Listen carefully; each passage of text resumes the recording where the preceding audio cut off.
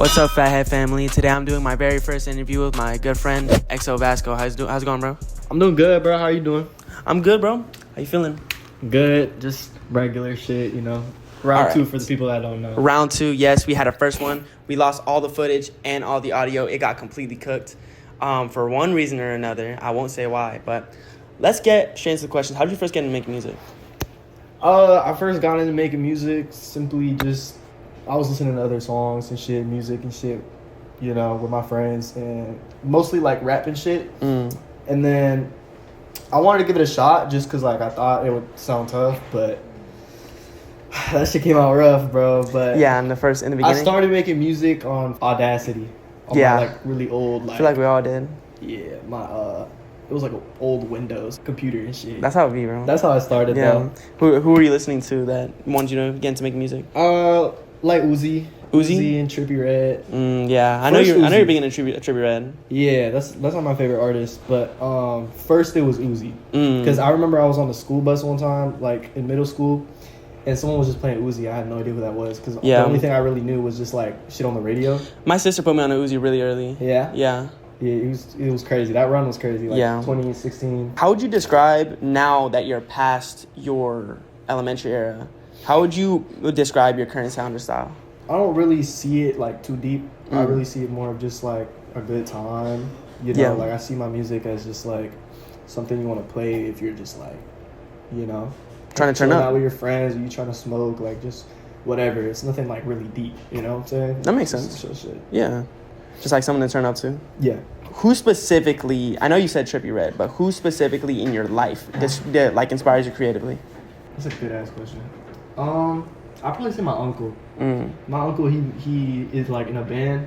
I'm from Peru, so like he has a really like big band in Peru. And so like when I was growing up, I was just seeing him like making a bunch of like music in the studio, doing shows, festivals, and I think that's what like made me like a creative person, because before that I really wasn't like shit. Like I was just like I was just doing sports because my parents were making me do it. Like I never knew exactly what creatively I wanted to do. So it was definitely my uncle. That's right. You kind of found your calling with music. Exactly. That makes a lot of sense. Yeah. Shout out uncle. Okay, so at the beat, let's say you load up FL Studio. You're all ready. You have the beat, everything ready. Okay. What is your like creative process when you first turn on the beat, when you first start recording? I don't know if this is unique. I think everybody really does this, but what I do is I'll kind of like, I'll play the beat and then I'll just like kind of hum for like a flow. And I'll kind of do like that throughout the whole song. I'll just find my flow and melody just from like, you know, humming and shit. Once like it sounds good and I have it into like pieces, normally like 4 to 5 pieces, then I'll go re-record it and then record over those tracks with words. Like I just punch it in for real. I don't understand people who like write their whole songs, because then you don't really get a. You don't I used to write my shit, bro. But I wasn't even a good writer, so I was. Because you don't really get like a. I don't know. It's kind of it's better when it's in the moment. Exactly. I agree. Yeah. Some of my best songs were the ones that I made in like 10-15 minutes. Well, what's your favorite song you ever made? Worried. I like Worried. I made that one. Like, I heard that one. 2023. It's a good question, bro. I don't like, cause like sometimes I be like shitting on myself. Like I don't really listen to music. That's like everybody. That. Everyone's their own biggest critic. Yeah, but now though I've been listening a lot to my shit just to know what I can do better for this project I got coming up. But like all time, I'd probably say Worried, just because it was like the first time I really made something and I was like really comfortable with it. You open for a lot of artists. You have like been with Ecstasy most recently. Yes. What is it like performing for a new crowd when you're opening up for a new artist? Because obviously it's a different fan base, trying to see them every time. At first, bro, like it was nerve-wracking, because like, bro, like it's just like these are people that didn't come for you, and I feel like that changed the first time I opened for somebody. You know, my first show was like really like a show that was like for me. We had the Kid Ace headline, and it was in my hometown, so everybody came for me. I'd say the first time I really saw something was when I opened for Autumn, because I'm looking at like 300-400 people, and like I don't know any of them for real. The Autumn show was crazy. So I was really nervous, but it's an experience, you know. And it was the best. The best part was when like the beat dropped and I just saw everybody moving. It's different. Well, what can XO Vasco fans expect from BlessUsAll?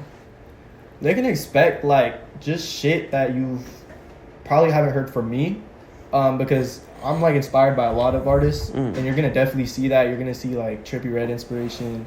and production ways, and you know the way I carry my voice in the songs. But when it comes to like my catalog, like really, this is like completely different. Probably first track gonna be like, what the fuck? But Yeah. it's definitely gonna be one of those things where like you'll understand within time. Yeah, That's why I'm taking my time. Yeah, with it, yeah. for sure. I saw that you made a cameo in a Bay 11 video. Yeah. What was that? What's the story behind that? Yo, Yeah. Jordan, where you at? You really brought in a guest on my show. So what happened? My fault, bro. No, bro, I'm trolling you. I'm trolling you. I'm trolling you. Alright, what happened at the Galen Levine concert? Like, No. Not that one, bro. oh, not. Oh, when we met him. Oh shit. Yeah, no, we were at this. we were at this. If you know, you know, bro. Yeah, but we were at this MGK concert. Yeah. And For some reason, whatever possessed you. Oh to no, go to the cause MGK we concert. thought Trippie Redd was opening. Because he was opening for the tour, and then he left early for something, and he wasn't gonna do our date no more. But we still had the tickets, so then we went. we see a bunch of people running, bro, and then we follow them up, and then I see Ian Dior, and I see like Machine Gun Kelly there too, and Galen Levine, bro. Like, Yeah, it was what? crazy. And this was like the first time we really like seen anybody famous. Like this was like when I freshly moved into Florida. I was just like, bro, we got a clip farm before clip farm was really like a thing. And I just ran up on it and I was just like, yo, like, can I rip a Kenobi? And then I did. Yeah, I was like 15. That's funny as hell. And that shit went like viral. Like That's really funny. I remember I posted it myself. It was my video that went viral. In the same like area that, how did you end up meeting Jay Guapo? Bro. I just happened to be in the area. So, Yeah. and then, yeah, we just made a little video. That shit went crazy. Obviously, like one of your bigger accomplishments is starting Inhale Music Group, Mm-hmm. your media page and all that different stuff. Yeah. What inspired you to start Inhale Media, like Inhale Music? Like, what made you want to make a media page? Before it was a media page, it was more of like a collective. Mm. At first, it was really me and my boy Kaneko, and then Jordan. Because at the time he was making like more music, kind of like us. Mm-hmm. So we started off as a collective. Then later on, we got Kevin it, and then plugins. So first it was really just like a little group. Then I wanted to like promote all of our music. I feel like if we just promote it as a collective, like how are they gonna find us? Because Yeah. they don't know us. So what we did is like we started off as a collective, but then I made it a media page so we can promote the collective. And then now I use that platform to help us all go up, but also to shine the light on like artists that are around not just Broward but like all over the world. Yeah. And we want to shine the light on other artists that want to come up. How do you plan to extend it in the future and expand it? What we want to do is, because we start doing the shows as well, Mm-hmm. we want to pull out like every like 2 months like a show, and then start doing like out of state and shit like that. Just make a name for itself, because like it's a brand at the end of the day, so we want to go big with the shows and then keep doing the media shit. Yeah, that's cool. You interned for Underground Sound, you interned for Strapped Entertainment, and you interned for Versetti Mindset. I did. What happened with those? So at first, I wasn't really trying to like make cheese with it. Like I was just trying to like see how these media pages work. Yep. Because I wanted to grow my own. So I came up with a smart ass idea. I was just like, let me intern for the biggest of the biggest, Of course. and learn and then implement it onto Inhale. So that's what I did. I wanted to work for free. I started off with Underground Sound, which is like one of the biggest pages. They ended up fucking with me to the point where like they were paying me and I was making like hundreds a week. It was like the most That's money. crazy. It was the most money I've ever seen. Like per post I was making like 20, and I was making like 20 to like 30 posts a week. And that's really good for if you want to go into more. Yeah, and I was like different fields 16. that. Yeah, exactly. It was Especially crazy. so young. And I learned so much about it, but the best part was working with Versetti Mindset, because that ended up being like my brother. Like Versetti? yeah, like Yeah. that we're super close. Like I don't really do posts for him anymore. I don't, honestly. I don't work for him anymore, but he's now kind of like my mentor manager kind of thing. I see. So like I'm glad I did that, because I got something out of it, man. and I learned a lot obviously from Inhale. The most growth we've had from Inhale is these last 3 months. Of course. So Yeah, and you used to be an interviewer. You interviewed 2S Dirtball, Yeah. Bear One Boss, and the most important, you interviewed Laserdem. Yeah. That's a crazy video. So what I started doing was interviewing artists, but like I wanted to do it under Inhale first, So I kind of had like a little portfolio so I could like show these pages I can do interviews. Obviously, bro, I'm doing all this because it just goes back to the music, you know? Yeah. Like, I'm just trying to like make a name for myself for the music. But it was fun, bro. I can't lie. Like, not only was I going to like these shows for free and I could like, you know, see the shows and stuff, but then I got to like speak with them, and then the Laserdisc one went hella viral because he was trying to get at that girl during the interview. Right. So yeah, but it was fun. But like I said, who was that girl? I don't know. I think she was just at the show. Like she's just random. But she was with her man, and that's why it went viral because his man was just standing there. Yeah, I remember that. And I was confused. I was a low key little mad because like I just wanted to get this interview done because and it was already like fucking around. Yeah, because it was already like midnight. I had no idea it was gonna be like a viral moment. Yeah. But yeah, that shit went crazy, like 500K views. Well, you have all this stuff on your plate, media-wise. Mm-hmm. What motivates you to keep going as an artist? Mm-hmm. Sometimes, well, most of the time, I'm really motivated myself. But when I don't have it, you know, I'll get a call. Like that same moment, I'll get a call from Kaneko. I'll get a call from MK. And, you know, they'll be showing me their songs. And it just motivates me too because, like, at the end of the day, like, if I go up, so do my brothers, you know? So I think that's what motivates me. It's just like the people I surround myself with and stuff like that. In that vein, what does success mean to you? Success to me is just really like having a community around me. It's people I could talk to. Me be that person that they can, you know, talk to as well. Like vice versa. Yeah. Basically, I just want like a fan base that like give a fuck about me, but not like too much. Don't overglaze these artists. Yeah, that's just crazy. Don't do that. But it definitely feels nice, you know, knowing that like people out there are like listening to your shit.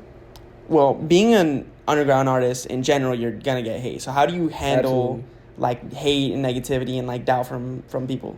I see it as a positive way, to be honest. If there's no such thing as an artist that is like super successful making money that doesn't have everybody on his side. Yeah, it's just not heard of, you know. To me, I just see it as like a good thing to handle it.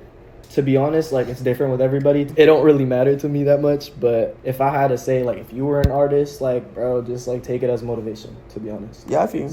It's really not that deep at the end of the day. It's not like somebody's words are not gonna make you like fucking quit. Yeah. Like, there's no. And if it does, then there's something wrong with you. That's true. If you don't believe in yourself, then who's gonna believe in you? Absolutely. You're your number one fan. Yeah. So this is like probably one of the bigger people that you've interacted with. What happened with Druski? Let's talk about that. Because I haven't seen the video. You haven't? My producer told me to ask about that. I don't know what he's talking about. We got a message basically that we could be on like Druski's video. Basically what it was is like kind of like American Idol, like where like you pop out and like the could have been. Yes, that shit. So he was doing it in Miami, and me and Jordan was like, all right, let's do this shit. I'm down to do it, bro. Like we're just trying to do any opportunity because summer 2023 was the first summer where we were like, well, we gotta make a name for ourselves. Yeah, of course. The green room, bro, there was a bunch of different types of people, bro. That's so funny. Yo, it felt like we was in jail, bro. That's so fucking funny. That shit was just bizarre, bro. The dude right next to Jordan had like his whole face was covered in tats. That's so fucking funny. Next to us were like these triplets and they all had different color hair. Like it was what funny. The hell? This is like the first time we're like really seeing like the media in real life. And how quick was your audition? It was quick. It was quick because look, the wait was obvious. No, it wasn't 5 hours like I said in the video that all of y'all keep saying. But the actual interaction was quick because, you know, the whole point was that he was going to kick me out after. Yeah. So, to be honest, like, how did you feel about... See, now I'm interviewing him. How did you feel after, like, that moment went viral? Bro, that shit was just crazy to me. And, like, the security, they just done us wrong, bro. Yo. Your security was, like, almost, like, to the point where they were lifting us up. That's really funny, bro. Because they're huge, bro. Yeah. I've seen them. The thing is, though, that I will say about this video... And I had a lot of fun recording it, don't get me wrong. It got really bad. The video had, like, all the videos combined probably, like 500 million views. Yeah. What? So, yes, this shit was mega viral. One of the videos, like, the specific one was the TikTok that he posted, Druski, and that shit had, like, 30 million views. Bro, that shit was crazy to the point where, like, motherfuckers wouldn't leave me alone at school. Jordan ended up leaving. That's insane, bro. He ended up leaving. But that's basically what happened. Like, I don't really cool. know, like, the majority of the questions are, like, that I have from that interaction was, like, if it was real, and, like, no, like, it's a comedian, like, that's how like comedians work. Yeah. And I wasn't actually mad because like I respect what comedians do. Of course. It's their job. Yeah. You know? You're just playing into the video. Exactly. It wasn't like a script, but like I knew what I was. Yeah, supposed you to know do. what you were supposed to do. Exactly. Yeah. So Well, that's what happened. Kind of just have a few more questions for you. What's up? What do you want people to remember about XO Vasco? I don't know. I want them to just remember me as the person that like kind of was there for them. Yeah. Sonically, whenever they was going through some shit. That makes sense. Because when I was going through some shit in middle school, or those artists were there for you. exactly when I was going into like high school, when I moved to Florida from Texas, I was just like, bro, I had no one to talk to. Of course. But I would put on like X or Trippy and Ski, bro. And just emo out, bro. Exactly. Exactly, bro. Or even the hype shit, you know? Yeah. I want people to like remember me as that whenever I disappear. Yeah, You yeah. know? Do you have any upcoming collabs? Right now, I'm really just focused on the project. And that's why I was just... Are there going to be anybody on the project? Or is it just going to be you? Probably not. Probably Okay. not. Yeah. When do you think it's going to come out? So we're about like, what, like 70, 80% done? I feel you. But to me, it's just like what we're going to do after it's all done is probably another month or two of like marketing. We have a lot planned. And obviously y'all don't know yet, but y'all are going to know in the future what I'm talking about. But it's some crazy shit. You're about to see me do some crazy shit just to roll out this album. That's crazy. Yeah, I have I feel you. insane I'm ideas. excited I'll tell for you that. after. Yeah, I got you. Yeah. We're coming to the end of our interview. Is there We anything you are. want to say to the people, to the Fathead family? Yeah, make sure y'all are subbed. And if you're watching this on like Instagram or something, make sure y'all are following because like this dude is a great guy. Oh. And then to everybody out there, just like keep doing you, bro. Just keep doing that shit. If you're making music, keep making music. Whatever you want to do, just do it in life because like, fuck it, bro. That's life. That's how it works. beautiful, bro. That's beautiful. Exactly. My brother, XO Vasco, thank you so much for popping having up. me once again. Thank you guys for watching, liking, and subscribing, and do whatever y'all got to do. Fathead forever. Peace.